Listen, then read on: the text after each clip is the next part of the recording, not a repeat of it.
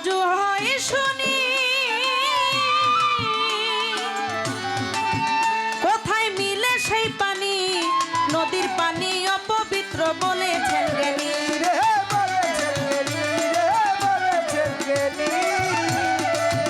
তুমি খুলে বলো ইহার মাইনি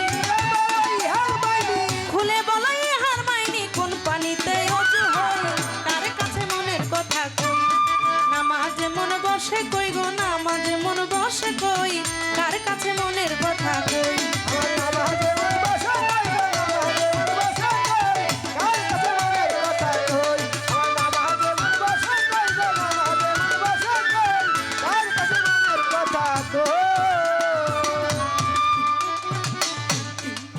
গেল না মনের গন্ডগোল বাঁধলো বিষম গন্ডগোল আদি কথা জানিতে চাই না মাঝে কি ফল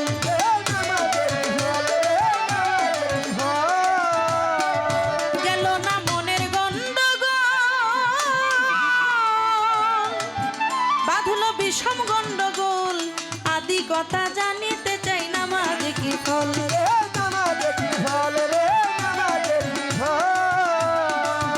ভেবে রজ্জব কয় মোর জনম বিফল রজ্জব কয় মোর জনম বিফল আসল নামাজ হলো কই তার কাছে মনের কথা কই নামাজে মন বসে কই গো নামাজে মন বসে কই তার কাছে মনের কথা কই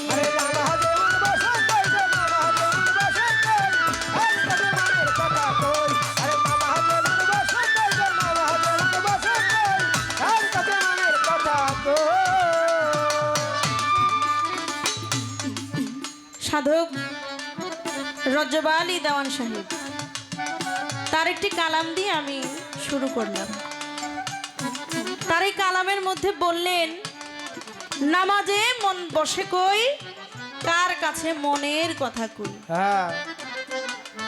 নামাজ পড়ি মনে করি অজু গোসল হলো কই কার কাছে মনের কথা কই শরীয়তের আলেম আছে না সবাই কিন্তু একরকম না আলেমের মধ্যেও জালেম আছে ফকিরের মধ্যেও ফকর আছে দয়াল বাবা বুঝাই পাগলার মাজার ভাঙা হয়েছে না হয়েছে তো আপনারা হ্যাঁ বা না বলেন হয়েছে আচ্ছা এই মাজারটা কারা ভাঙছে কোনো পাগল ভাঙছে না না মারিফতের কোনো পাগল ভাঙছে ফকির ভাঙছে মারছে কারা ভাঙছে কারা যারা শরীয়তের লোক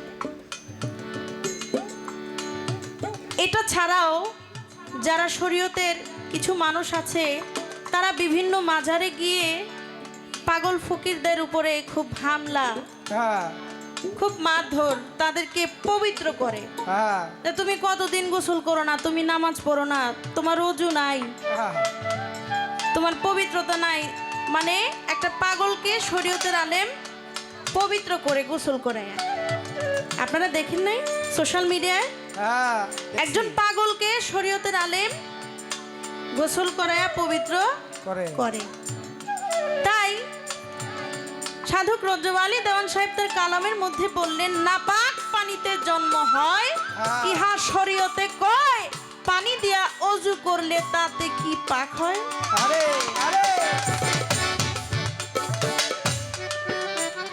স্বামী স্ত্রী যদি শয়ন করে একই কক্ষে তাহলে ফরজ গোসল করা লাগে না এটা শরীয়তের বিধান এটা শরীয়তের বিধান স্বামী স্ত্রী একই কক্ষে শয়ন করলে ফরজ গোসল করতে হয় আচ্ছা ফরজ গোসল করলে ওখান থেকে স্বামী স্ত্রী যখন শয়ন করে এরপরেই তো একটা বাচ্চা জন্ম নেয় নাকি আচ্ছা একটা ফোঁটা পানি বের হওয়ার জন্য যদি গোসল করা লাগে ওই পানিতে আমার জন্ম আপনার জন্ম সবার জন্য নাকি আচ্ছা ওই পানির জন্যই তো গোসল করা লাগে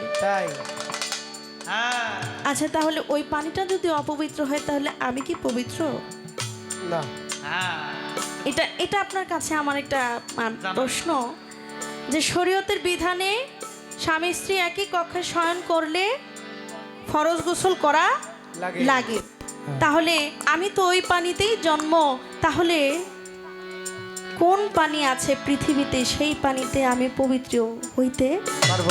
এটা আমি আমাকে দিয়ে বোঝাচ্ছি।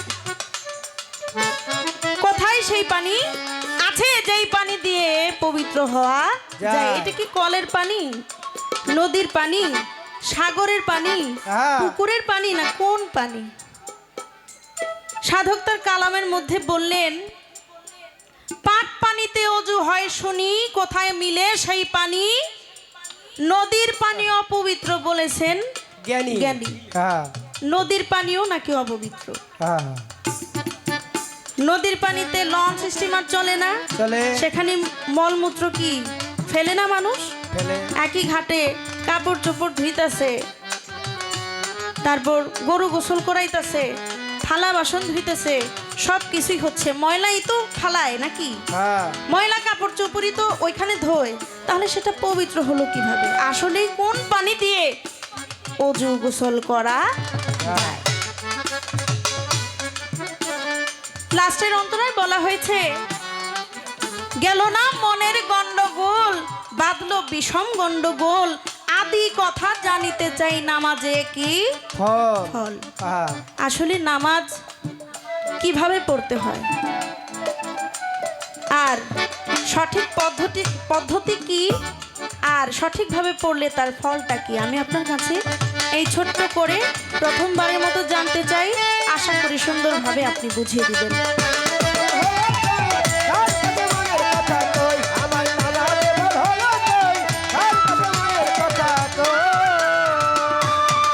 গেল না মনের গন্ডগোল, বাঁধলো বিষম গন্ডগোল, আদি কথা জানিতে চাই নামাজে কি ফল।